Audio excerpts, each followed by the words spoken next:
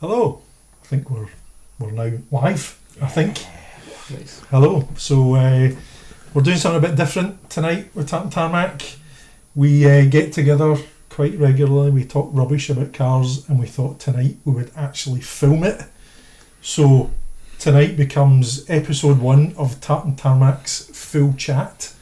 I'm John. I'm joined by Colin, Ollie, and Mike. Howdy. So yeah, we're just going to chat about cars and stuff like that.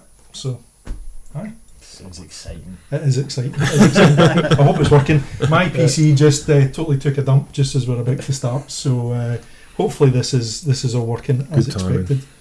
So aye. Oh. So anyway, Ollie, you were going to start us off, taking us a wee trip down memory lane Oh yes. on yes. Tartan Tarmac. In the words of Dr. Nick, hi everybody. I just thought it makes sense to kind of go back and cover it for the two people that might be watching this. If they don't know where we came from and what was involved in it, just to get an idea, see what's what, and see where we can go with it and what we're going to do with it in the future. But we go right back to the beginning. Well, you could go back somewhat. An abridged version. I'm sure that most people aren't really that interested in us, but we can give a wee bit of a history of 7 years ago. where TT came from. No, I think we started out way back 2012. Well, probably before that, when we were all getting together and meeting up to go on Hoons. Mm-hmm. So we had a monthly kind of run out that we'd get involved with through other forum. Yes. Sure, remain nameless. Very southern based. Yes, yeah. Well, we were all on there and that's how we met each other. I wouldn't have said that we specifically thought it was us that were all going to get together and do something. It was more off the back of that something came up and we thought, right, we'll go for it, let's do it. Spoke to a few people that we thought would be able to bring something to it, and went from there. And that would have been, like I say, 2000. Gumball was 2012, and I think Right. that's where we started to realise that we had to do things a bit differently. So, do you want to say what Gumball was for the sake of people who don't know? Well, yeah, What it was. You were into it. So- You went. I did. I think John came up with the name actually, but then never went on the trip. So that was our Came up with first the name for this as well, by the way. our first kind of Euro trip. And in 2012 we went down to Monaco for the Grand Prix. So there was a bunch of us who kind of coordinated and together organised a trip, and went down for did a hoon down for the Grand Prix and back again, which was fantastic. And it kind of went from there really. I remember seeing all the pictures and being insanely jealous because I was meant to go and I didn't go, and I was just sitting watching these and I'm like, that should have been me. But hey. It was good. Anyway, it was good. That was 2012. We were all on another forum, and we decided that we wanted to put something together, and there was monthly meets happening very far down south. We said we would organise one up here, get involved, could we have a northern one? And we were told, there'll be a northern one, it'll be north of the M25. Yeah, it's not so good for us. No. So at that point, there was a bit of, right, well, if we can do it, why don't we do it? We've got the skills, we've got the people, there's loads of people around that we meet, they all come, they've all interested in cars, let's do it. So myself and Lee thought we'll come up with a name, start a forum. We managed to do about 1% of that, and then decided that we needed some help from people who actually were in the IT business, knew what they were doing. Right, let me. Well, not me. Not me. Well, if we go through that, So if we go through the list of everyone we went through until we got to John and Mike. well, yeah, no, that's fair enough. So, okay, well, myself, Lee, John, Mike, Andrew, that was the 5 that started. So between us, we've got a bit of an understanding how these things should work. Spent a lot of time on forums. Thought we can do this, and that was where it came from. And then Mr. Chev came on board a wee while later, and then Colin came on board, and that's the full team. I should have really mentioned that. There's 4 of 7 here tonight because John's, I don't know, probably buying and selling cars, and Lee's practicing for a gig, and don't really know what Andrew's doing, but yeah, I'm sure something interesting. I think they might be watching, but well, did I tell you the phone call I got for Lee the other day? I don't think so. No. He phoned me up and said, I need your help. Right. And I thought it was one of the ones where you phoned me up and say, right, okay, something's going on with the car. So he phones me up and he goes, I need your help with this. I says, what is it? And he goes, it's got a really small dick and hangs down. I was like, I don't know. He's like, a bat. I was like, right. And he says, it's got a big dick and hangs up. And then he put the phone down on me. So that's Lee. Oh dear. Thanks for that, Ollie. And yes, on that note, shall we talk about some new cars? Yes. Well, yeah. Well, I don't know. Are we going through any more of TT where it came from? I mean, 2013, St Andrews Day we launched, I believe. No, 2014. Was it 2014? It was. I remembered. Mm-hmm. Yeah, and then we just organised doing the breakfast meets. We started out the Dakota, had about 30 cars. Mm-hmm. Did that, built up, went through a few different places, toured at a few series of locations over months and months, and then just found something that worked, got big, got ridiculously big. Probably a bit too big. Yeah, a wee bit of trouble with keeping the behaviour. Well, no, I was meaning the people that we go to, keeping them happy. Well, yeah, it was getting some burnouts and stuff that wasn't. No certainly burnouts. No. It certainly wasn't helping us. But so if we're looking to do one in future, there was no burnouts. There never could be any burnouts. There was something we were very active in trying to stop. Even standing just in the middle people of the road at one point. And it's not the people that you expect. It's not the guy in the Corsa. Sometimes it's the guy in the insert supercar. Yeah. So yeah. That's where it came from, and built up. So we got to the stage where we got to, and we're now here. And we're not going anywhere. So yeah, exactly. But just on breakfast meets, yes, we should probably address that we were having a wee bit of a break from breakfast meets at the moment. A 2-year hiatus thanks to COVID. Exactly, a hiatus thanks to COVID, and then we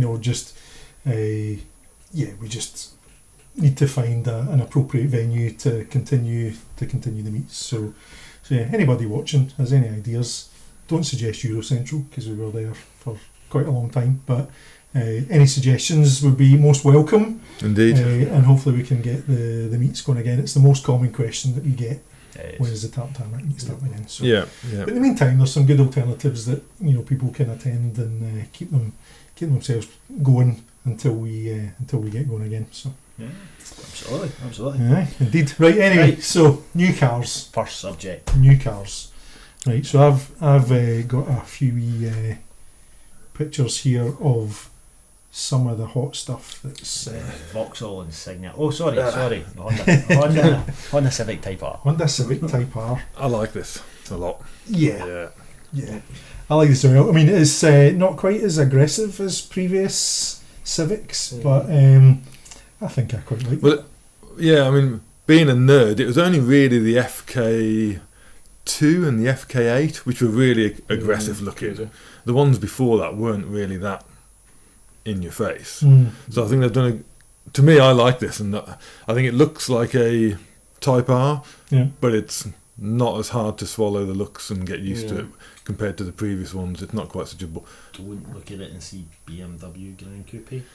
Not really, no, because I don't like that. But I think, I mean, with a lot of modern cars, you're always going to see an element of one other car or something in it. I think that's probably inevitable. But yeah, to me, I think it's got the right level of looking, still a bit sporty, still like a Type R, but it's been toned down quite a lot. And I'm not going to, as a 50-plus-year-old, I wouldn't feel ridiculous driving around in it. Yeah. You'd look ridiculous though. I look ridiculous full stop, regardless of what car I'm driving, but I wouldn't feel... Well, I love the way the Type R drives, the previous one, but the looks would always be a stumbling block as to whether I think I could live with it or not. Whether it should be or not, I don't know, but it always was. I'd quite like to see it without the wings and the flashy bits and just see what the actual shape is. We've done that with the previous generation, didn't they? The GT version or something, I can't remember what they called it, but it was like a toned down version. Yeah. So they seem to have carried that on with this one, even though they've still got a wee bit of wing on it. But I do quite like it. It's nice. I think it'll be another winner, as Type Rs tend to be. Yep. Remember that Type R you we should have drove? put a wing on it, as they say. Say that again. I say if you like it, then you should have put a wing on it. You can only apologise for all these awful This jokes. is going to be episode 1 of 1. Remember that Type R we drove at Millbrook a few years back? Thing. It was, remember that, who was it that tuned it? The Team Dynamics. Yeah. Yes, yeah, it's Oh, fantastic, right, okay. That was fantastic. absolutely Was it? amazing. We Yeah. just giggled the whole way Yeah. around Millbrook. This Oh, thing gripped so much. It was on semi-slick Semi-slicks track day tyres. Oh, yeah. It had like trick suspension on it and things like that. But it was ridiculous. The front end grip on it was just ridiculous. The one bad thing about it was I nearly get out of it because I was trying to go for a gear change and realising it was on the other side. So my first left-hand drive car. Left-hand drive, isn't it? It's Yeah, like, yeah. oh shit. But yeah, incredible. And the other thing I really like about the new Type R is it's got an individual mode for all the different settings, which the previous one didn't have. Right. So you can have it in full kind of Type R Larry throttle and Yeah, steering. is it and still got everything the R else. button, or is that? I'm not sure whether it has got that, but it means you can have the dampers in softer mode, so you don't have to have the dampers rock hard if you want to have it in the full-on mode, so you can tweak it as you want, which I think is so much better. Does it throttle and blip? It does. It Right, does. It's got auto rev matching. Excellent. Nice. Which the guy, when we drove that one at Millbrook, I think incorrectly said that it was one of the first, or the first car to have that. The three- Boxster, is that the Boxster? 370Z, I think. 370Z, I think it was the 370Z. There's a little fact for you. But Excellent. I Is it could- a fact or is it just a... I don't know. It's probably completely wrong, but Oh, we forgot to precursor that there's a lot of this that will be wrong. our opinion Mhm. or to the best of our memory. And if it is wrong, It's sue tough. us. I'm sure people will let us know. It's the internet after all. So yes. So Civic Type R, yeah, I think that'll probably be another winner, to be perfectly honest. So Yeah. look usually forward to. usually by the time the Mugen one comes out, something like that, it gets proper. Hardcore. Yeah, and you start seeing lap times and stuff like that. And I know they're not that important, but it's nice to see. Yeah, I think Honda should send us one, and we could do another video because it's been a while since we did Absolutely, yeah. our. Was that 2 generations ago? We did the Civic Type R video. Black And one. Yes, it was what one was that? Is that the that's the FK2. FK? Yeah, FK. FK2. Yeah. And we just so happened to stumble upon a Yeah. Civic God, Type yeah. R meet. That's an amazing when we were filming coincidence. on the Kingston Bridge. Yeah. Still, actually can't believe that. That was No, just that was worked out very well. unreal. Big timing. Right, what else we Yes. got? What else we got? Right, so still get a few more Civic Type R. It does look good, Yeah. but then going from one extreme to the other. Yes, the road in FZero. It just popped up the other day, and it looks absolutely just wild. It's a Batmobile. I have to admit, I know nothing about this. Yeah, no, it was just the purely it popped up the other day. I've got some stats Some here. stats. Excellent. Let's have a Stats. look. It kind of looks like that. What was that other single seater thing that came out a few years ago? It was on The Top Gear and Caparo. stuff. Aye, The that's Caparo it. T1. Aye, T1 kind of looks a F1. bit like Oh, yeah, that. yeah. T1. Yeah. T1, the one that went T1. on fire and nearly burnt Aye, that's what they did. Clarkson. Excellent. While I was driving it was on Aye. fire, and I was like, It's oh, not right, good. okay. It does kind of remind me of that a bit. It's got a Yeah, bit the more front to wings. it, but I mean, it is the Batmobile. I mean, It it's is. it's. it's in the right I colour for a presume it's Batmobile. track only. That's the first thing I've got here, Traco. Yeah. Yeah, no, it's not really legal. It is a twin turbo 4 litre V10 and it produces 1,176 PS, which is about 1,100 horsepower, something like that. Mm-hmm. Yeah, So whose engine is that then? quite Is a that, lot. is that a It bespoke doesn't engine? say. I'm trying to think who else makes a 4 litre V10. I can't think of. BMW based maybe. Are they 5? They're 5, aren't they? Aye, it's a 5. 5 Previous or one's it'd be a 5. 4 litre V8. Yeah, but yeah, I mean, Okay. it could well be their own, or possibly. Well, I don't know. Well, We'll that's the find thing. out. Well, exactly. I had a wee look earlier as well on the website, and while yes, there was some horsepower figures and stuff, there was Yes. no like performance figures. So I don't know at this point if they've actually Early even got a stages. car Mm. going, because these are obviously renders, right, Yeah. of what it's going to look like. But yeah, I don't know if we even get any proper pictures yet. But I must admit, What I love about it is the fact, look at those sidewalls.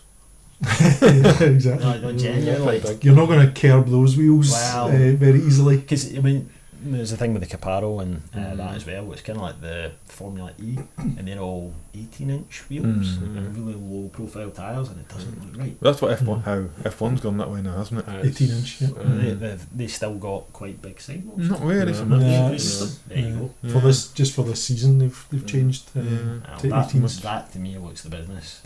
It does amaze me the number of these really expensive track-only cars that seem to be coming out. And obviously people must be buying them and have the money for them, but there's a lot of rich people who can spend that money on a car that you can only use on a track. I know. And from fair play to them, if it's something like that gets used on the track, as opposed to a limited run, whatever, that just gets tucked away. Yeah. Although you could argue, why not just buy an old race car, or a race car which is a season or two old, or something like that. Yeah, I don't think that's how their brains work. Yeah, I think they maybe. just want, and that's how these companies come in to make money. Yeah, turn that down, John. That was my computer update just finished. 5 seconds before the stream that started, it just finished. I think that's how they make their money, is basically say, right, we're going to build this, it's so extreme and it's so wild that you're going to spec it and you're going to want the most extreme because you've got that. And it's only, I don't know how many they're going to build, they've not said, but it's so ridiculous. Yeah. I just love it. Do you think it will make it into production though? Absolutely. I think they will make, even if they make 10 of them. It does look mental. The thought was it was maybe, they're coming out with all the new Le Mans series, the LMPH. Oh, I can't remember because you've got the Peugeot one, you've got the Porsche one, you've got all these different ones that are coming into it. I don't know if it's towards that or it is just purely fun. It does look pure race car. Yeah. Exactly. You can probably put it in the same as a Pagani 720 RS. Right. And 760. 760, thank you. Yeah, that sort of Or just ballpark. R? Is it R? I think They're it's maybe doing the R. London. No, that's the Wire R. Wire But R. the But yeah, track toys for very rich people. I won't be getting one. Nah. Definitely not. But speaking of track toys for very rich people, Yes. Yes. Pro Drive P25, is it? Yeah. It's called. Yeah. Otherwise known as Subaru Impreza Turbo. The most expensive Wow. Subaru in the world ever. Exactly. How much is But that? only just 250 grand. Nope. No, Was it 500? I was going to say, 60 I grand thought it was 200. plus VAT. I thought they were 400. 460 Yeah. grand. Where did I get 250 from? I don't know. But even Wishful 250, thinking. even 250 is still expensive. Now, to be fair, you're getting a carbon. No, it's not carbon chassis. It's a standard chassis with carbon panels everywhere. Will it rust as much as a standard Subaru Impreza? Do you think? Mike and I have possible experience of that. Indeed. Can you fit a camera on the back of it though? That's That the is main very thing. true. The world's fastest Scooby Cam. Scooby Cam. God. Well, that's maybe another one we'll come back to later on, talk about Scooby Cam. We could do, yeah. So, Scooby Cam RIP. Yeah. I must admit, I do love some of these. I suppose you can't really call it a resto mod, but the various different cars which have come out recently, where they've taken an 80s or 90s or noughties kind of car and modernised it and so on. But again, I just can't get my head around the price of some of them. Yeah. The price is ridiculous. I mean, okay, it's 400 horsepower or whatever, and it's going to be fast. And it's probably tricked out a bit more than your standard Impreza. It's a bit more than it's Pro Drive. I know, but Pro Drive don't miss. half £1,000,000 for I mean, a turbo. they all sold out pretty much straight away, I think, didn't they? that's it. They sold. It's collector car. But again, there's people out there with deep pockets to buy these things. So I mean, well, yeah. So you've got that, and then you've got the best Mccree Edition. Of this. I mean, Yeah, well, no. Right. So you've got this, which is the 3-door 22B. P1 22B paste. Mm-hmm. 3-door one. It's everything to the extreme. It's, I hate to use the word singerized, but they've gone down the carbon route for everything they can. Make sure everything's perfect, and then they put big daft wheels on it. Okay, it's to go for the ceramic brakes. I understand that. I think the but wheels are they're spot on. OTT. they look a bit too big. They're Oh, OTT. they're perfect. As a guy that's got 22-inch wheels in his Volvo. Did you see it at Goodwood? No. When you see it in the carbon, I've seen pictures of it. it's a bit. I don't know. I mean, I wouldn't complain, but How much is a 22B nowadays? 100 grand? oh no, they're mega money. Are they? they're several hundred. Really? Yeah. When we saw Colin McRae's one, chassis 000 at that Hopton House, was it? His was parked next to the big truck with the McRae stuff on it. That was pretty cool. Mm-hmm. Well, yeah. So the idea of the best Mccree Edition is it's Group A car, because Group A is going to be for the FIA historic. That's going to qualify for that. So the guys basically decided that they're going to build this. Ready for it? 370 grand Group A replica that you're going to be able to use on all these events. So that to me, does it appeal more as a thing to drive? Probably, but Pro Drive never miss. So No, I'm sure it'll be absolutely unbelievable. Yeah, I'm sure it'll be amazing, but is it £500,000 worth? I know. You just think of what you could buy for £500,000. But that's probably going to be worth what? It's going to go up because there's only 25 of them. That is true, but do you think because of that though, nobody's going to drive them? I think there's enough ridiculously rich people that's nothing to them. So I think a couple of them will get driven, hopefully in anger. The only other thing with that, I think, which might stop... Sorry, it doesn't qualify for any of this rallying or anything like that. It's just a toy. Yeah. So the only other thing I wonder with that, which will affect its potential future value, is the Impreza very much a thing of a certain person's generation? Talking about us, mate. Yeah, so like us, people who you used to see in the car, Colin McRae, Richard Burns, and you associate Impreza with that kind of era and the rallying success and everything else. Whereas in 10 or 20 years' time, somebody who didn't grow up in that era, the Subaru Impreza, they're going to think, is it just a fast four-door old Japanese car and they don't have that kind of heritage attached and those kind of memories with it? I don't know. I don't know. It could. I mean, it could be, but I mean, even in 25 years' time, who knows if any of these combustion engined cars are actually going to be worth anything or worth mega money? I mean, if you look at the huge pricing surge with 80s, 90s hot hatches, Cosworth. I mean, that's a lot of people of our age, really. 30s. Careful what you say. One of us is on the other end of the scale. Me and John, then, the old people. I'm not quite as... I'm not in the same advanced as you. You're not far off. I'm still in my 40s. Thanks very much. Advanced model. Let's not get bogged down in details, but that kind of generation where... you had memories of those cars when you were younger, whether it be a 205 or a Escort Cosworth in your case, John, and you kind of push the prices up because now you're a bit older, you've got a bit more disposable income or whatever. I don't know whether the same will happen with that, and particularly with such a high starting price already. But I don't know, it'd be interesting.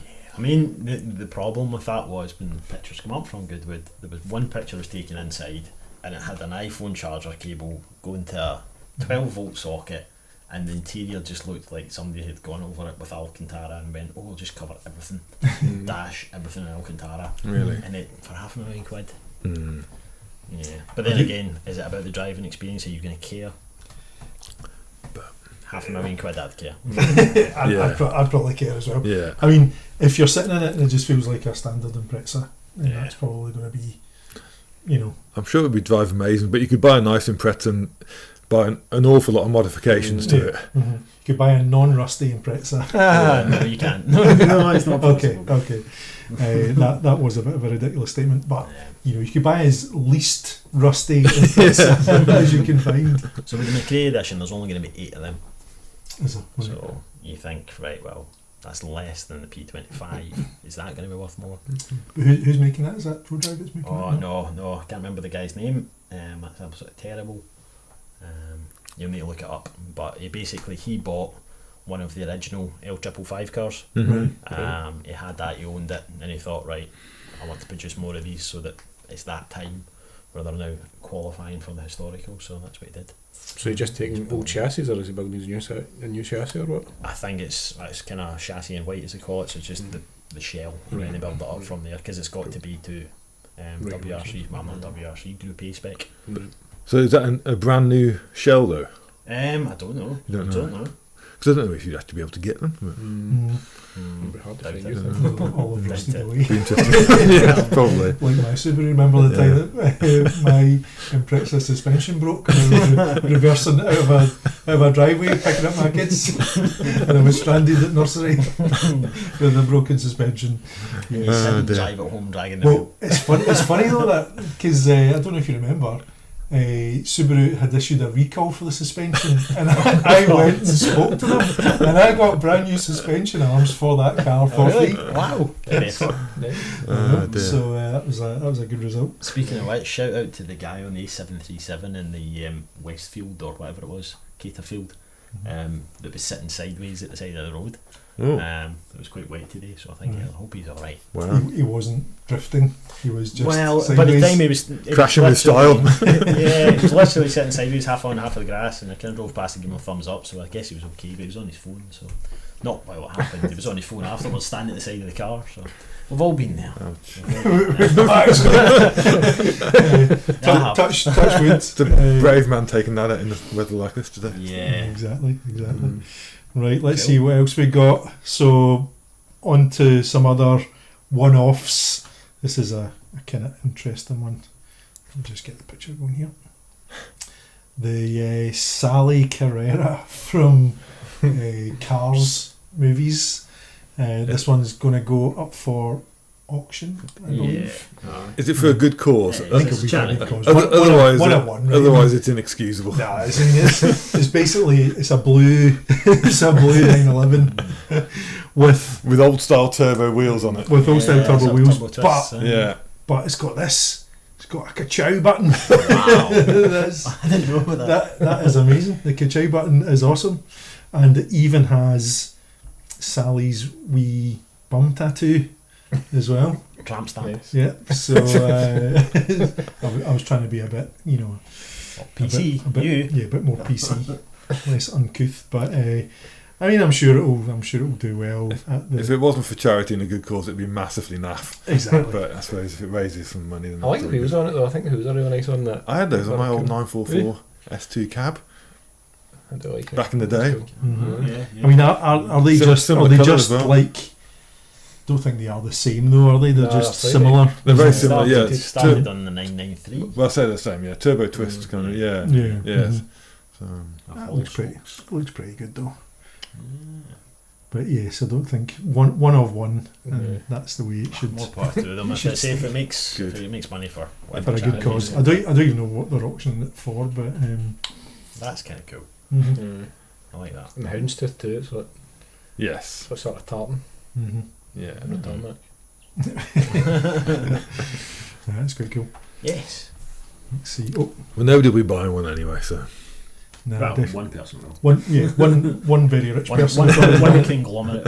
Indeed. BMW M3 Touring. Wow. Another controversial car. Why is that? Ugly and too expensive. Your wife could say that about you. I'm cheap.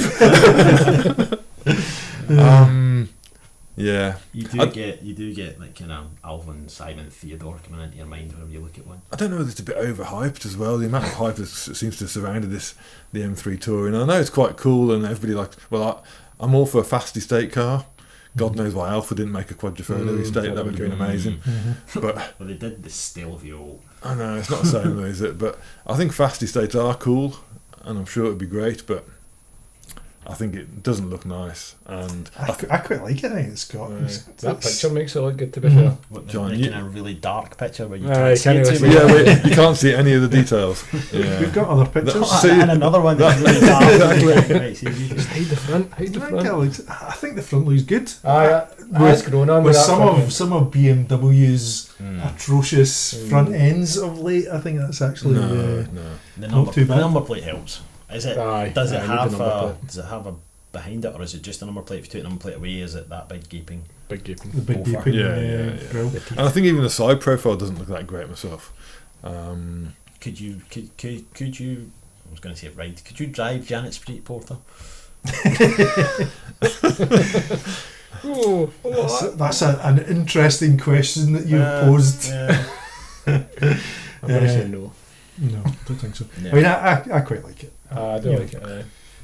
It went round and went up the hill at Goodwood pretty quick, right enough. Mhm. The videos for that looked Mm. mental. Is that the kind of thing you're looking for though, Mike, in your quest for something practical and fun? Are you looking for like a fast? Obviously not this. You've clearly stated that this isn't the one for you. Not- but is not- that kind of the? the theme that you're looking at? I think that sort of car, yes, but not at 90 grand's worth, because I'm poor and I can't afford it. But I do like the fast estate, and I think as a kind of daily driver, and something which is practical but can still be fun as well, I like that type of car. And without going down the SUV route, at some point, if you've got dogs and things like that and you want somewhere to put lots of stuff in the back, then I like a fast estate. But yeah, it would be significantly cheaper. I still think an XFRS. I love those. Is your best bet. Sport brake, do they call Sport brake. Yeah, I love those, but they're super rare. Trying to find one is just really hard. There was only two when we were talking about this the other day. There was only 2 XFRSs for sale in the UK. So, but Yeah.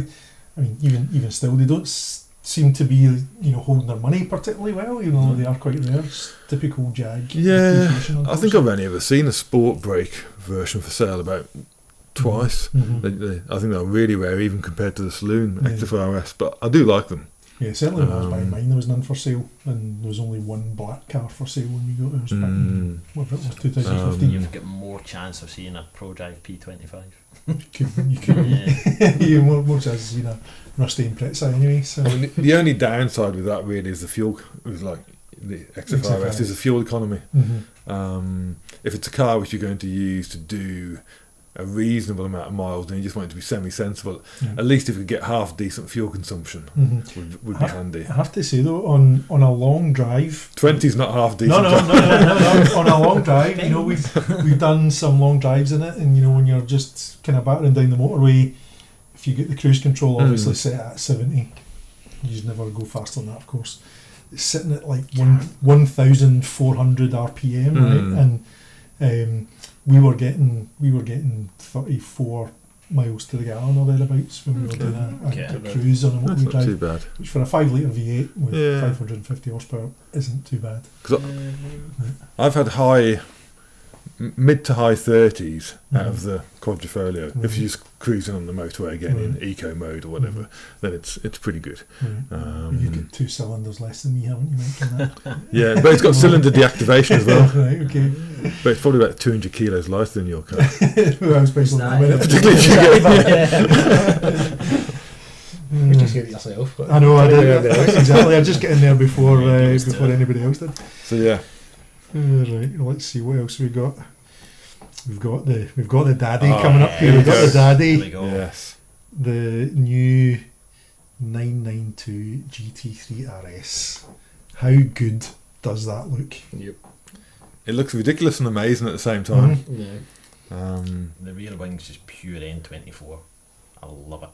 It's just, It's brilliant. it's function. We're a bit speechless. Yeah, I think it's amazing how far they've pushed the kind of boundary of where the RS sat, and it almost seems just be, whereas it was probably a road stroke track car. It almost just seems like track and that's it now. Really, it'd be interesting to see what it's like on the road. Because What they've done with those, what would you call them? Not even swage lines, the vents from the wheels backwards. It's that line that just it's cool. coming through the door. Just The GT4 RS had that, didn't it? The front with the gap there at the front, didn't it? But they never had the uprights underneath it. Let the heat out, is that right? Is it for I think that's or is it channeled? I think it is channeling. I think it's channeling there into the intake as well. Oh right, okay, yeah. that wing is ridiculous, though, isn't it? That wing is just. That's even bigger than my Cosworth wing, and that's a big wing. I wonder what you're going to say then, John. You go back to the 997 GT3 RS, and when the 996 was a wee bit softer looking, but the 997 GT3 RS with the similar colours, you thought, right, okay, that's about as mental as it can go. Does look amazing. Do we know anyone that's got this in order? Shock's got one in order? Yep. Yeah. Is he? Yep. Yeah. Right, okay. At the long end of a few, I think. Yeah. Oh well, power to you. Hope you get it, Shocks. Very, very jealous. The only thing I don't love about it is the bonnet vents. Quite nice, really. They are a bit mad. Like, I was listening to Prong Longer talking about them yesterday. That was well pronounced. And he was saying that the wee fins on it channel the air round the back of the car so it doesn't go into the intake at the back, because it's coming through it's a central radiator rather than radiators at the front and sides, and it just goes up round, and there's wee winglets on the roof that channel the air so it doesn't go into the intake at the back again. It's I think it's mad. Is it a carbon bonnet? You can see the wee winglets. I think it's the doors are carbon as well. The carbon doors are. I'm surprised because isn't it on the 4RS where the bonnet is either carbon or it's a different colour from the. I think that's a Visac pack. But yeah, that'd probably be about an extra 50 grand. I think they said 28,000 or so. I don't know if that's the exact number, but it was 28,000 for the Visac of that. Really? And it's got a carbon roll cage rather than the steel roll cage, and it doesn't cross. The carbon one doesn't cross because it's a different way it works. I don't know. If you watch the video, Carfaction. There's no diagonals. It's just the tubes are never going to intersect like they would in a steel roll the cage, one that was right? in, Because it's for the structure of the carbon, surely. Because you need a complete. Yeah. You're not going to be able to like cut out a hole and weld a carbon piece into another carbon piece. Yeah, but I mean, if it's carbon, you're kind of I don't know. But you'd imagine it would be able to. You'd be able to press it. That's crazy. That wing is just ridiculous. It looks like an active wing as well. It's active DRS. It's got DRS, but it is active as well. And it's not just one position. It's infinite positions it can sit in. Because it's got a couple of wee actuators. You can't quite see them, but a couple of wee actuators on the back. How close to an RSR is that going to be? Really? The RSR is maybe going to be slower because that's constricted by. I think they said that. I think that's going to be a faster car. Even with 8 tyres, it's going to be grippier than a race car. He was saying. Yeah. What? This is Pronglonger telling this. This isn't me making this up. Unless I've heard it wrong. I don't know. Is it PDK only? Yeah. I don't know. There'll still be somebody saying, "Oh, I want a manual." When it's that stage, you are chasing things. Then it makes sense. But for the GT3, having a manual option, I think is wise. Definitely. You still in love with manuals, Ollie?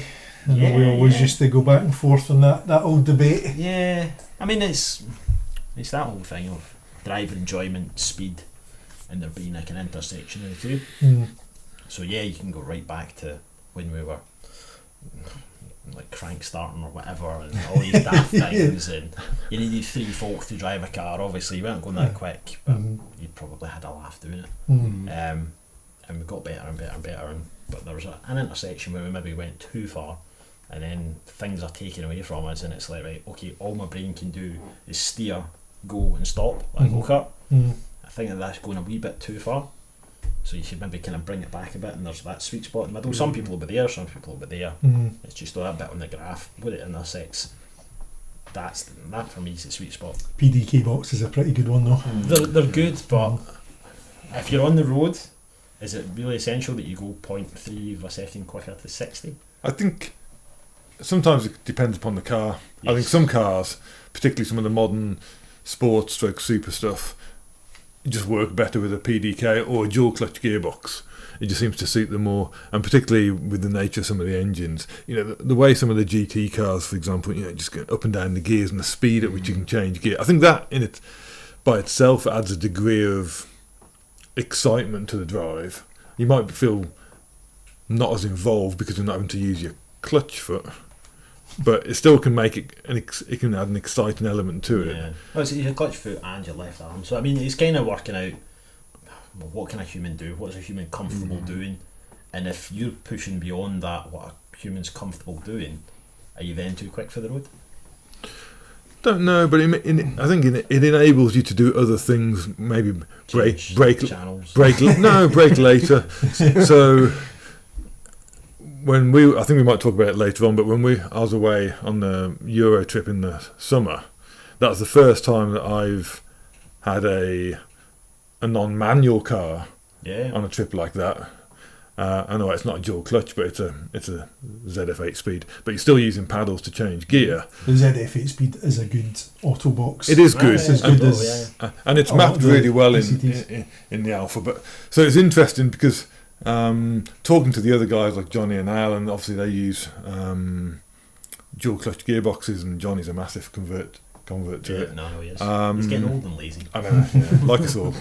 But it was interesting because it certainly enables you to be quicker in terms of coming into a corner, braking later, changing down, and you're always in the right gear for coming out of a corner. Now I know some of the involvement or the enjoyment is in the the heel and toe in yourself and changing down gear and being in that, and you don't. It's not all about the speed, but it does add, I think, a degree of excitement and enjoyment as well. Okay. So do you enjoy challenging yourself? Not too much. I'm retired now. Yeah, yeah. But I think that's what it is. It's the trying to challenge yourself to learn something new, to kind of do that, to think that I'm still able to do it. You might not be brilliant at it. It might not mean that you're any better at driving than somebody else. No, I do. It's I mean, purely that you get to the stage where you think, right, well, I tried that, I've achieved it, I can do that, but then I can also do the other stuff if I want. yeah. I mean, I would like to get another, and I will get another. Manual performance car at some point. Right. And I do miss it to a certain degree, but I think it's I don't think one's right or wrong. It's just different. No, and I also got enjoyment out of using the paddle gearbox, and it is quite cool. As particularly if you're going up an alpine pass and you've got the stone walls next to you and you're getting the cracks out of the exhaust as you change up gear and it's super fast. Then there's some enjoyment out of that as well. Then you don't have Matt Monroe on the stereo. Wow. Because I don't know it ends badly, but Yeah, that's true. But yeah, I like both. So I mean, even for me though, as a I Luddy. wouldn't say like die-hard flappy paddle type guy, but I do like flappy paddle gearboxes. The Boxster that we drove at Millbrook recently was brilliant. And the Type R is another good example. That, I mean, the gearbox in the Type R. Manual. It was a 7-speed manual, I think. Was it? I think so. Yeah. Can't remember. So it's it's basically a Boxster GTS, the 4-litre GTS with a few bits on it, and some decals and stuff. But yeah, the gearbox and the drive and that was fantastic. And the same with the Civic Type R. The gearbox in that is fantastic. Yeah. Having a good manual is better than a rubbish manual. Yeah. I'd rather probably have a good dual clutch or flappy paddle than a bad manual. Right. Yeah, no, absolutely. Nobody wants a bad manual, but I think there's a lot of like if you can work around the car's faults, you kind of get to know it well. Whereas if it's just too good, you're kind of a bit of a passenger. Yeah. Not to say there isn't enjoyment from going quick and doing that. As you say, there's a buzz about that and being slightly quicker than the guy next to you, and kind of then thinking, I'm getting a few tenths on and all that. But some of the best runs I've ever had, thinking way back to when we used to be able to go on runs before we all got sensible, it wasn't the particularly crazy fast. No. None of that. It was going down a country lane and a few people moving and column moving together and doing all that, but coming out the other end knackered, but going, do you know what, that was some buzz. Yeah, I mean, I agree. I mean, I've had some of the best drives I've had when our Lotuses. And you come out of that and you think, bloody hell, you worked on a particular drive and they were manual, but yeah, I like both, and I think both have the place and both are good. Yeah, I mean, this car though, I mean, this is obviously Mike and I at Millbrook, so if you've not watched our Millbrook vlog, nice find there, John. Quickly go and have a look at the Millbrook vlog. But even still, this still made it easy for you, right? Because it did the auto blip and the downshift. I sounded like an absolute legend. But you can turn it off though. Yeah, that's the option. Yeah. But I mean, when we were coming up the big hairpin and you're changing down gears, it's perfectly executed and just it's great. Is that because you couldn't do it? Right. No, but I mean, that's is it because you couldn't do it, or it's not something that you think about doing all the time? Is that why it felt so good? Because it was just always there?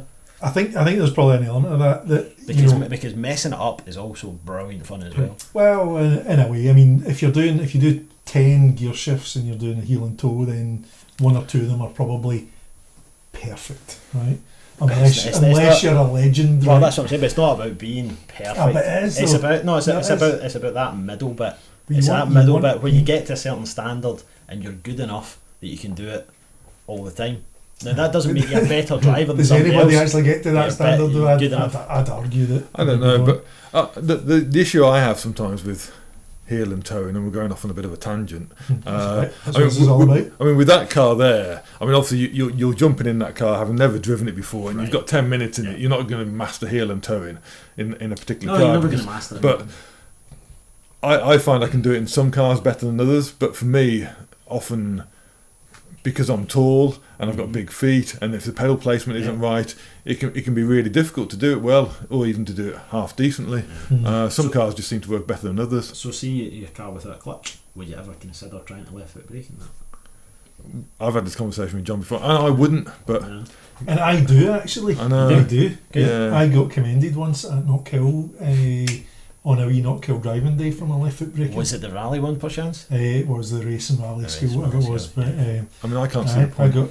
I got. Well, it's not having to move your. Yeah, feet, I know. But I think on driving on the road, I don't see the point. So if you're changing gear and it's all about being quick with that, whereas if you can be on and off the throttle dead quick, does that not appeal?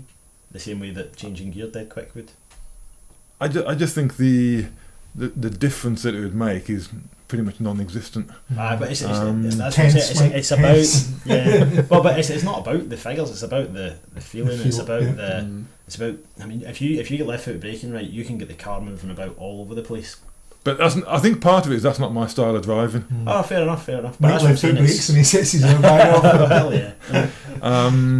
Yeah, I mean, I'm not one for getting the car moving about anyway to a certain degree. I'm not one for, it's just not my style of driving. And if I'm brutally honest, I'm probably not confident enough to do it in some cars. Right. I certainly wouldn't do it in a car that's not mine. And I think a lot of cars possibly won't let you do it nowadays with the electronics. Thanks, Toyota. And I wouldn't be one for personally just for switching everything off if I'm going up some Alp mountain pass. That's another subject. And bearing in mind, you've got a lot of these roads have no barriers. If you come around there and you're in something with 500, 600 horsepower and you've got all the systems switched off and you get it a bit wrong, then you're probably going to die. Because there are lots which haven't got zero crash barriers. So nobody really wants to die. Call me a lightweight, but I'm quite happy to leave the systems on for a bit of that. I don't mind flying in cars though. I've done that. Yes. Where would you do such a thing? Exactly. In an old EV that we got to drive. Speaking of EVs, the last car that we had lined up for tonight was this bad boy, the Rimac Never. Okay. So full EV hypercar, almost 2,000 horsepower. I mean, look at that torque figure, 2,360 newton meters of torque. But the one that really kind of gets me with this is the 0 to 180 miles an hour figure of 9.3 seconds. That's just ridiculous. 0 to 180. I mean, again, it takes the argument of new or modern cars being too fast to the extreme, doesn't it? I just can't see. You just couldn't use any of that power. I mean, if you've driven anything which is, any of the kind of modern sports stroke supercars, the McLarens, the Ferraris, the Astons, whatever, Lambos, they're all ridiculously fast as they are, and then you've got something there which has got 2,000 horsepower, twice the horsepower. But I mean, I guess with the way the EVs work, I mean, obviously this is 4-wheel drive, right? And it's splitting the power between the front and the rear, and you can. Vectoring. What's that? Yeah, well, whatever you want to call it. But it's adjustable and stuff. And there's actually a good video online. I think it was the first customer car shipped out, whatever it was last week, and it was to Nico Rosberg. And he did a whole vlog on it, including the first drive. Was he involved in the development? I don't know if he was involved in the development. He did say that he was asked if he wanted to invest in the company, and he didn't. But they still sold him one. He took the owner, is it Matty, out for a spin, and pretty much terrified him. But yeah, it looks immense.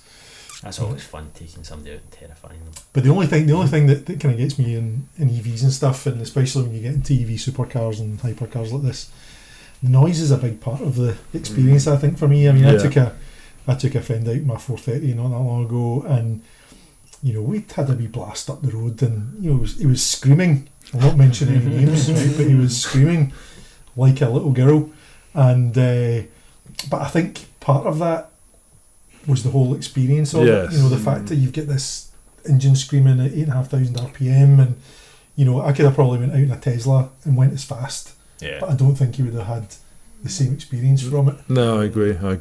Well, having said that, I mean, I remember doing one of the SMMT Norths. I went out in a 650S,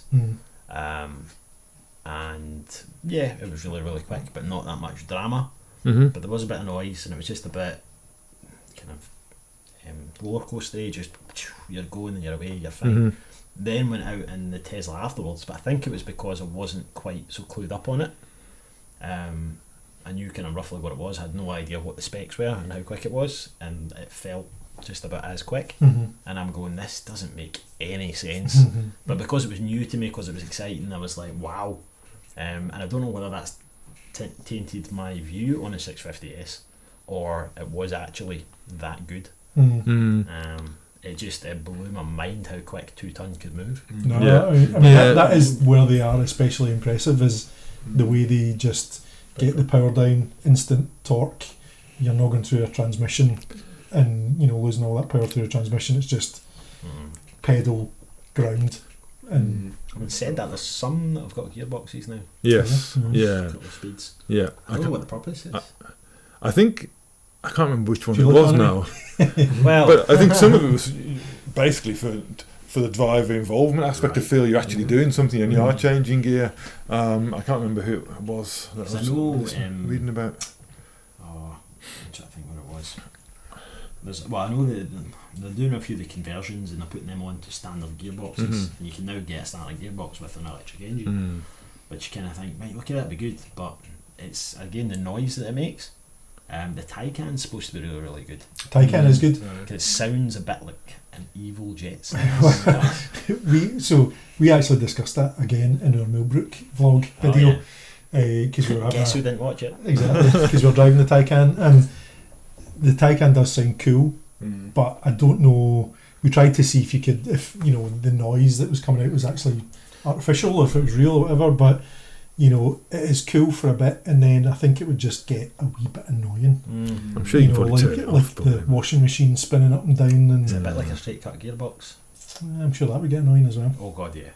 So There's a cracking Nürburgring video with an M3, a straight cut box going around that, and you go, oh, this is amazing. And then about 2 minutes in, you're like, my ears are blowing, and I'm not even driving it. But yeah, I don't know. So what I've heard is people seem to reckon it's good. It's what you want. But I always think that's how I'm going to make my millions, is come up with the noise that an electric car will make that will doesn't replicate, but will replace an engine. Yeah. I think you're going to remain poor for some time. Probably. Yeah. I just think they need to kind of stop chasing the figures and the power and the acceleration, because for a lot of these cars it's just irrelevant. Whether it be a Tesla or something like that, you can't drive it at those sort of speeds on the road anyway without risking going to. But they are wanting to make it exciting. They want to make EVs exciting, and Have you seen the Tesla Roadster? I mean, that looks 1.9 60 or amazing. something. Yeah, that looks kind of. But then I think is that exciting, or does that just get uncomfortable? Yeah, painful. Yeah, 'Cause and your neck muscles aren't going to keep up. wouldn't it be better to have a car that does 0 to 60 in 5 seconds, but the battery lasts longer, or it's lighter, or something like that? I suppose there's a lot of EVs kind of doing that. I mean, the Hyundai Ioniq that we drove wasn't blistering fast. We've just gone from a Rimac to a Hyundai. But I think that's where. That's what we're all about at TT. Yeah, But I think that's the place for electric cars, I think, isn't it, in sports cars?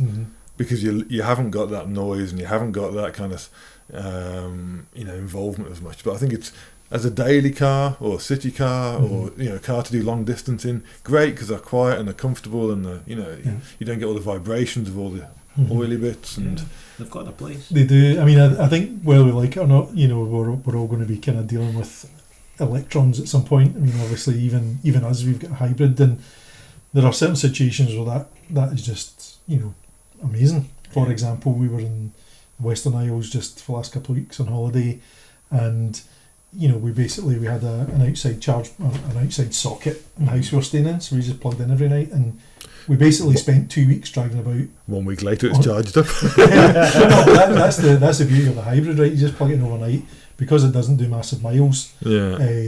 you're at 100% every morning, and 25 miles of range that got us, but that was enough for us to do all of our driving around the island every single day. We didn't use a single bit of fuel for 2 weeks. Yeah. You say it charges as you drive. Does it does regen and stuff, but never enough to really give you a significant return on it. But it's perfect for stuff like that, dotting about, doing the school run, going to the shops and stuff. They are perfect for that. But I think they have a place, but I must have that does nothing for me. Nah, you don't even think it looks pretty awesome. It's got a bit of spiker about it. Spiker. How much are they, by the way? Does anybody know? Good question. A couple of million or something. I think it is 2 million. Something. Oh, that's okay then. Along those lines. That's okay because it's out of your price range. Oh dear. It's where it's all going, so I guess we have to embrace it at some point.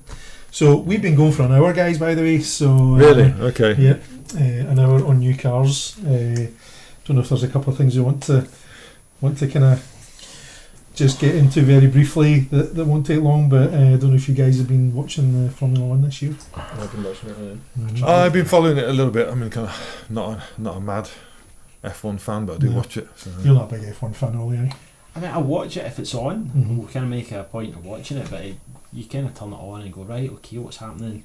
You watch the first few laps, you maybe get a wee bit distracted, you're on your phone, and then you come back to it and you think, okay, and it's always down to a crash or something. There's never so I just get distracted by a picture you got there. A picture of the Ferrari team principal as Red Bull's employee of the month. Strategist of the year. Exactly. Yes. I don't know. I mean, I do watch it, but I don't invest in it. I mean, the last race was a bit of a disaster, to be honest, for Ferrari especially. I mean, the fact that this season their car's been good and they've just totally made the balls up of how they've ran their cars during the races. And I mean, this is the perfect meme employee of the month, because the strategy at the Hungarian Grand Prix was terrible. I think with Leclerc. Leclerc's made a few driver mistakes as well, hasn't he? That definitely wasn't his fault though. No, not that one. But. And the other picture I saw after their terrible efforts was this one, which I thought was quite amusing. My vacuum cleaner broke. I put a Ferrari sticker on and it started to suck again. Now, you never know you're an absolute Ferrari I know fanboy. I'm a total Ferrari fanboy, but I think they kind of deserved it a little bit with this, because it's one of those seasons they've been really nowhere for quite some time, or at least they've been down the pack, and then they've got the car right this year, and they've just messed up everything else. So it'd be good to see them do well, but it's not going well so far. But talking about Ferrari, I don't know, not to bash on Ferrari too much at the moment, but on the flip side, have you seen the GT3 that came out, the 296 GT3 they brought out? That looks fantastic. Oh, GTB. The race version. GT3, the race version. Oh, GT3. Oh, yeah. When sorry. I like the 296. That does look good. I saw a video the other day. It was a yellow 296, and it's got shades of 288 in it. And it was being hooned about and kind of slid sideways, and it just looked up on its haunches and really nicely balanced, and not bad, boy. Better than I've seen for a while. Looking at that angle, it does look a bit like the Alpha 4C. I think that's what's been compared to quite a lot of the 296. It's quite wide. It's quite wide. I think it's that rear glass and the side windows as well. Just kind of, I like it. It is nice, but Ferrari not having a great couple of weeks. Don't know if you saw this. That I initially saw the first headlines coming out saying Ferrari need to recall some cars for a potential brake failure issue, and then when you kind of dig into it a little bit more, it's like every single car from 2005 to now has a potential brake failure issue. And considering I've been driving my 430 around for the last 13 years, not so much in the last few years. I have done 40,000 miles, so but it's funny though, because I was thinking about this, and basically what they've said is that there's some issue with the cap on the brake reservoir that doesn't vent properly, so it can cause a vacuum in the braking system or something. I don't know if you remember, Mike, we back in the day of the Ferrari Owners Club, we had a couple of people we knew that had some issues with their brakes on, I think it was the 430 Scuderia, where they were pressing the pedal and I don't remember that. Nothing happened. Really? There was a hay bale involved. I don't know if you remember that. With a 430 Yes. Scuderia. Yes. That, you know, Okay. there was braking force applied, and there was just nothing that happened. So I don't know if this is potentially got something to do with that. But yeah, not a good time for Ferrari having to recall 23,000 cars. Does that mean that your car's actually going to have to go out the garage, John? Well, I'm going to have to service it, MOT it to get it over to get his brake reservoir cap. You could just trailer it over there. Well, I mean, they've said there's a couple of things they do. Change the cap, and then I think there's some calibration or software update or something that needs to be done. But yeah, that's probably going to cost a pretty penny for Ferrari. Well, I showed you the video from the track day instruction. I don't remember that. It's one of my favourite videos, and the guy's coming round the track, and the guy sitting in the passenger seat going, right, okay, come round the corner, put your foot down, go for it. Yeah, okay, right, into this one, into the left, into the right, brake. And the guy's like, I'm braking, and it's like, next thing you know, the guy's reaching for the steering wheel, they're sideways, they're through the grass, and he's like, oh, so I thought I told you to brake. He's like, I was braking. Then he looks down and he goes, oh, that was a clutch. The guy's like, that's not ideal. And he's like, no, not ideal at all. I can just imagine that being you going, oh no. I've only got two pedals though. I was waiting for another Ollie punchline with that one there, but it never happened. So we've now been going for more than an hour. So should we call it a day? Probably. Everybody will be getting bored if they're not already. If we should have a wee competition, and this doesn't apply to any of the Tartan Tarmac team that need to watch this.